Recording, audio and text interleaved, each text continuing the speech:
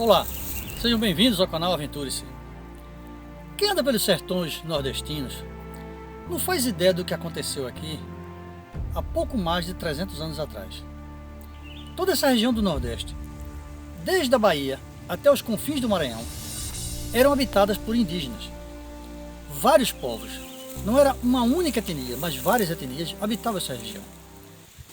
Há 300 anos atrás, o Nordeste possuía a segunda maior população de indígenas do Brasil, perdendo apenas para a Amazônia. Vamos contar essa história para vocês hoje. Então gostaria que você desse seu like, que você comentasse, que compartilhasse com os amigos e se inscrevesse. É importante que as pessoas saibam o que aconteceu no Nordeste. Esse povo, como disse Euclides da Cunha, que o nordestino é antes de tudo um forte. Começou com os indígenas aqui.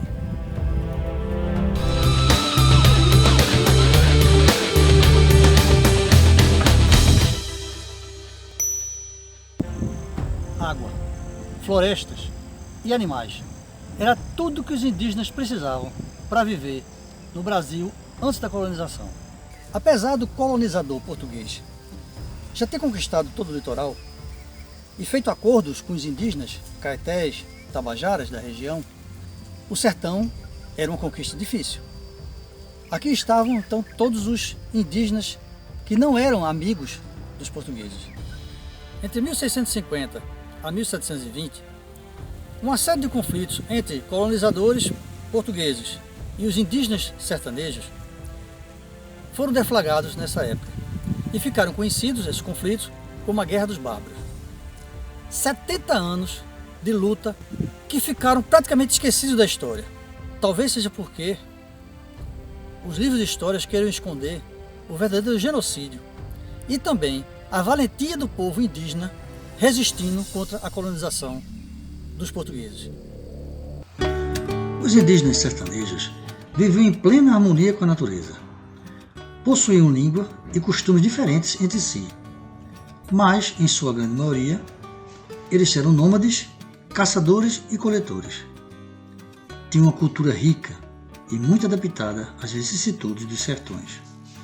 Alguns povos praticavam o canibalismo quando capturavam um inimigo. Não faziam isso por maldade.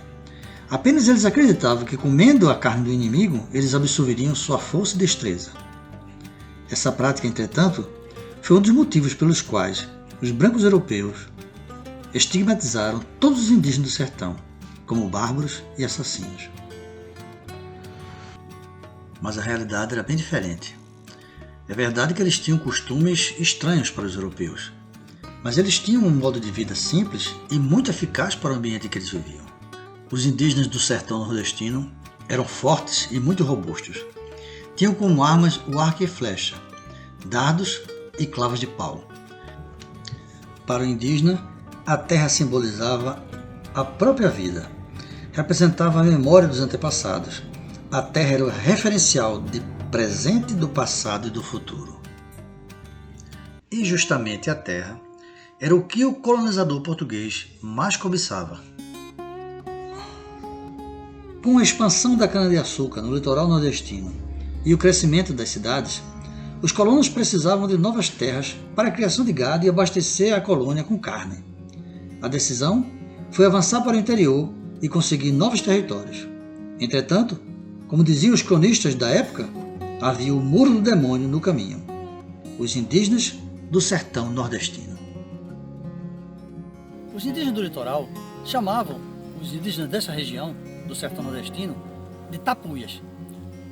A tradução seria mais ou menos assim: aqueles de língua travada.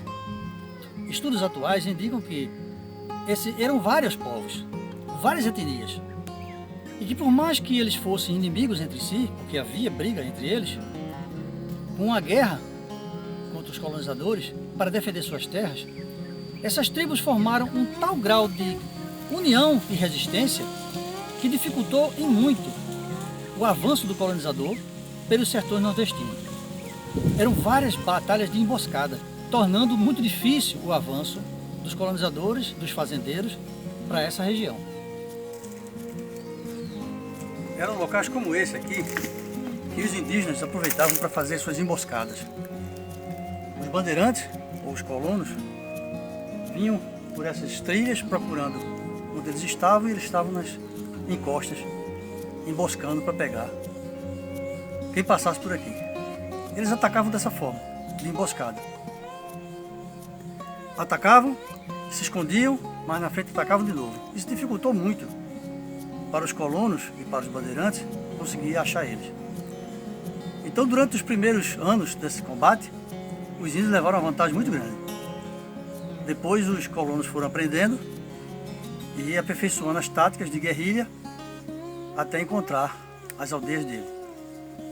Então, com a ajuda dos índios do litoral, os colonos começaram a mudar a guerra e a conseguir conquistar os territórios.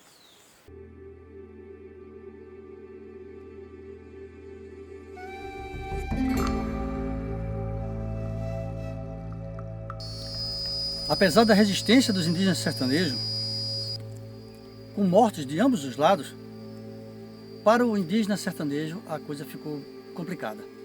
Os colonos foram capazes até de soltar presos para que se incorporassem nas guarnições e caçassem literalmente os indígenas por toda parte. Mais tarde, bandeirantes vindos de São Paulo também vieram para nosso Nordeste atacar os indígenas. A luta foi um verdadeiro genocídio, onde aldeias inteiras foram destruídas, povos inteiros foram dizimados, ou escravizados, ou aldeados. Hoje, por exemplo, no estado de Pernambuco, existe apenas 11 tribos indígenas. Então, era o civilizado colonizador contra os selvagens, os bárbaros. Nessa história, nós vamos perceber que os verdadeiros bárbaros fomos nós.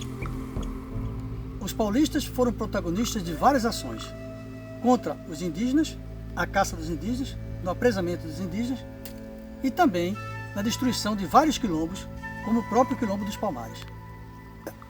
Após várias incursões sem sucesso, Domingos Jorge Velho conseguiu vencer o Quilombo dos Palmares.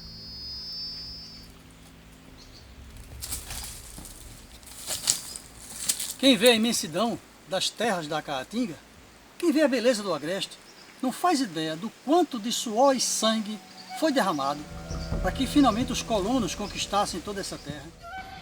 A partir de 1720, após a extinção de várias etnias indígenas, os indígenas que sobraram nos sertões nordestinos começaram a negociar e, por fim, se adaptar às condições impostas do período histórico que eles viveram. Neste contexto, e apesar dos inúmeros povos que sucumbiram, os indígenas sertanejos não são os perdedores dessa guerra, pois eles sobreviveram ao genocídio e seus descendentes chegaram ao século XXI, conservando sua cultura e o direito de serem livres. Ninguém imagina quanta dor e quanto sofrimento foi imposto aos verdadeiros donos dessa terra. A Guerra dos Bárbaros foi uma guerra sangrenta, injusta, extremamente genocida e que envergonha a história do povo brasileiro. E ela precisa ser recontada para que todos nós saibamos o que aconteceu. Espero que você tenha gostado do vídeo. Dê seu like, compartilhe, se inscreva, comente no nosso canal e até o próximo vídeo com mais histórias para vocês e com mais aventuras. Fiquem com Deus e até mais.